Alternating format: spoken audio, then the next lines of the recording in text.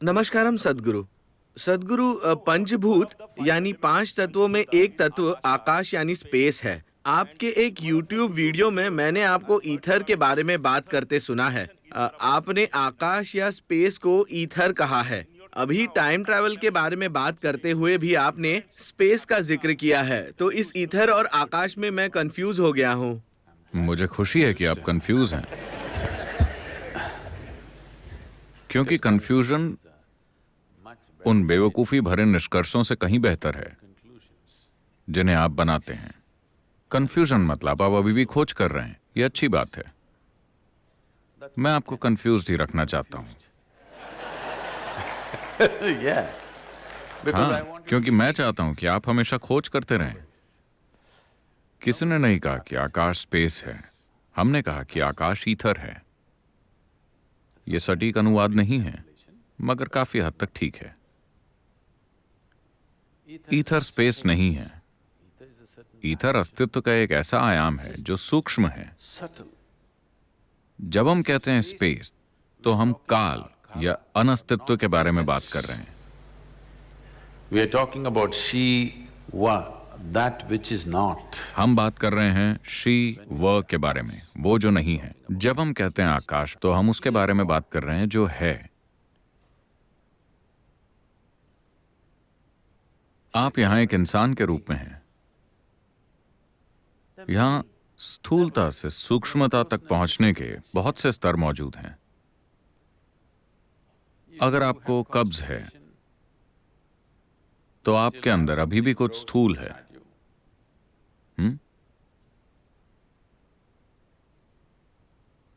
इसके ऊपर शरीर के कुछ ज्यादा सूक्ष्म पहलू मौजूद हैं। उसके ऊपर फेफड़ों में भरी हुई हवा है, उसके ऊपर दिमाग है, विचार, भावनाएं और तमाम चीजें हैं। साथ ही जीवन अंदर बाहर होता रहता है। इसमें आकाश भी शामिल है।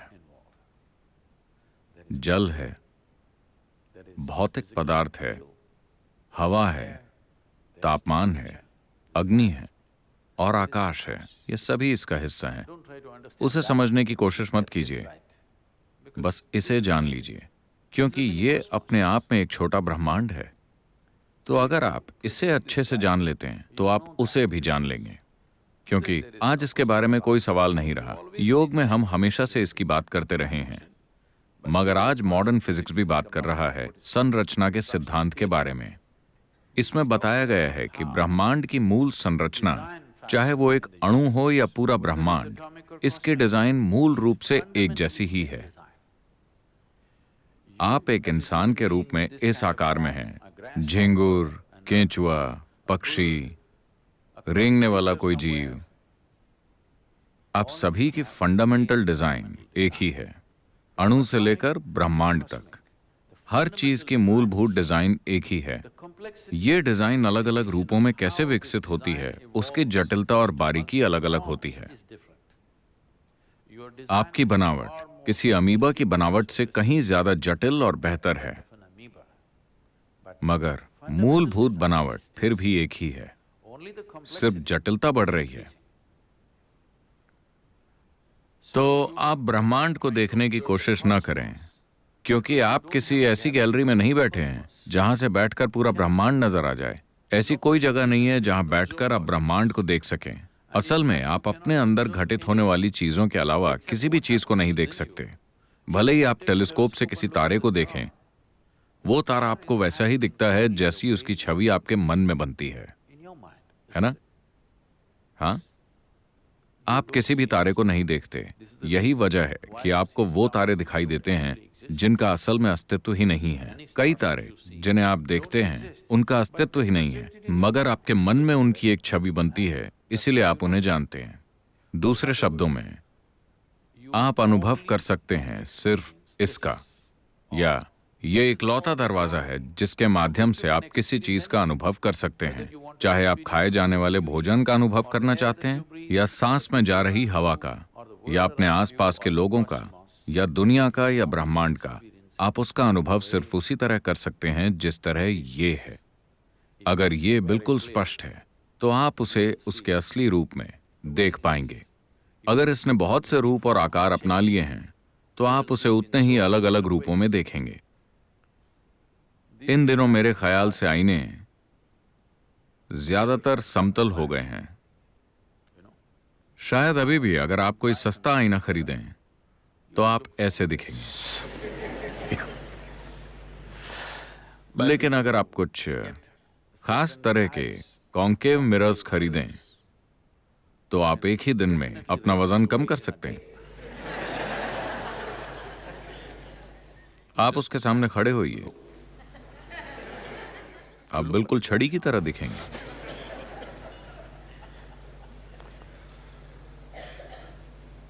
तो आईने आप जो हैं उसकी अलग अलग छवियां दिखाते हैं। मान लीजिए कि आपने हमेशा अपना चेहरा देखा है थोड़े टेढ़े मेढ़े आईने में। थोड़े समय बाद आप मान लेंगे कि आप ऐसे ही दिखते हैं। हाँ या ना? हाँ या ना? आपको लगता है कि आप ऐसे ही दिखते हैं क्योंकि आपने हर दिन खुद को देखा और आप ऐसे ही दिखाई दिए, और आपको लगता है कि आप ऐसे ही दिखते हैं। इसी तरह आपको लगता है कि दुनिया ऐसी दिखती है क्योंकि आपके मन में उसकी ऐसी ही छवि बनती है।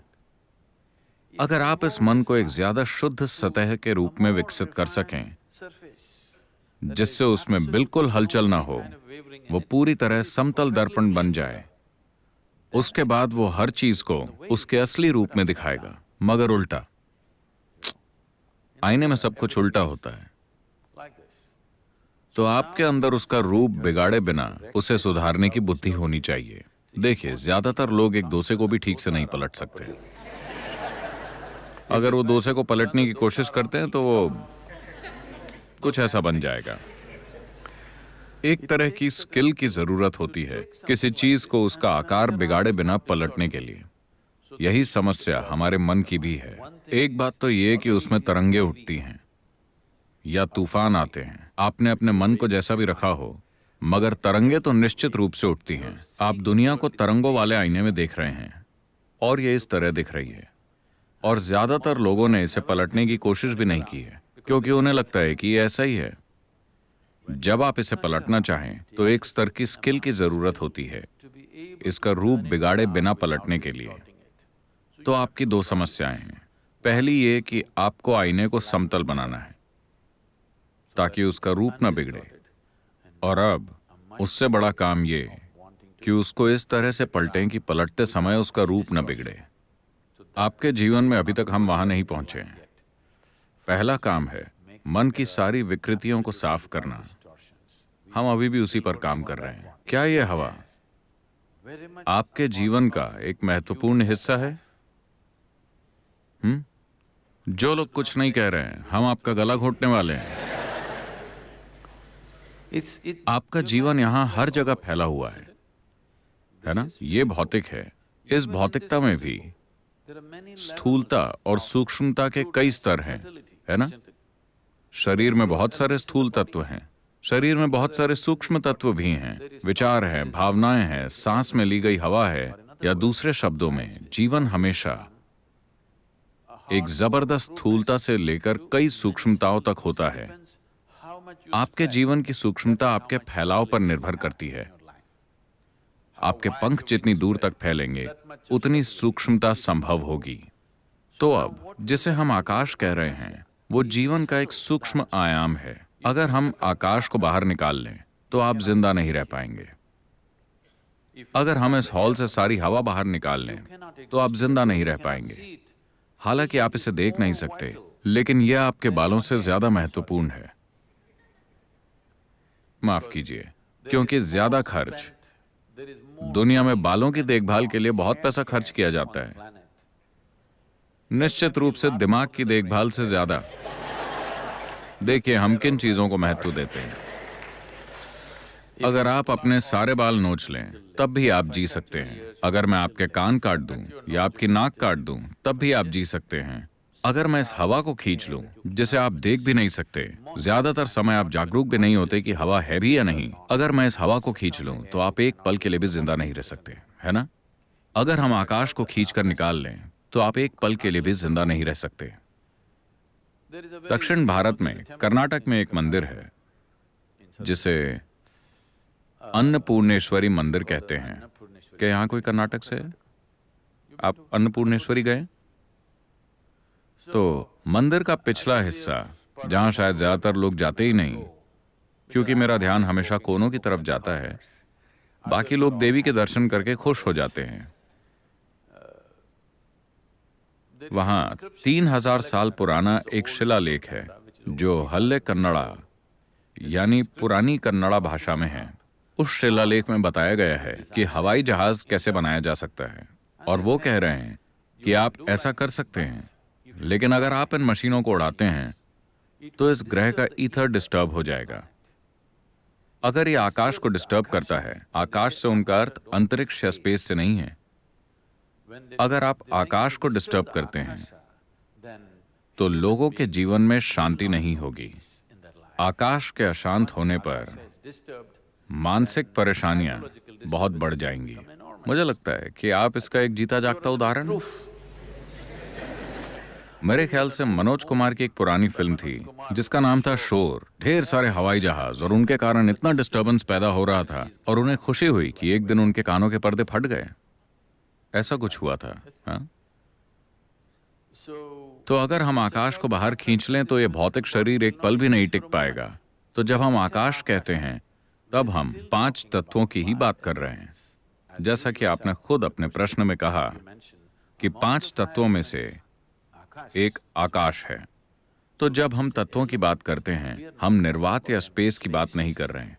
हम एक और पदार्थ की बात कर रहे हैं, जैसे धरती है, जैसे पानी है, जैसे हवा है, जैसे अग्नि है। हम 5 तत्वों के एक और आयाम के बारे में बात कर रहे हैं। तो आकाश को निर्वात या स्पेस न समझें।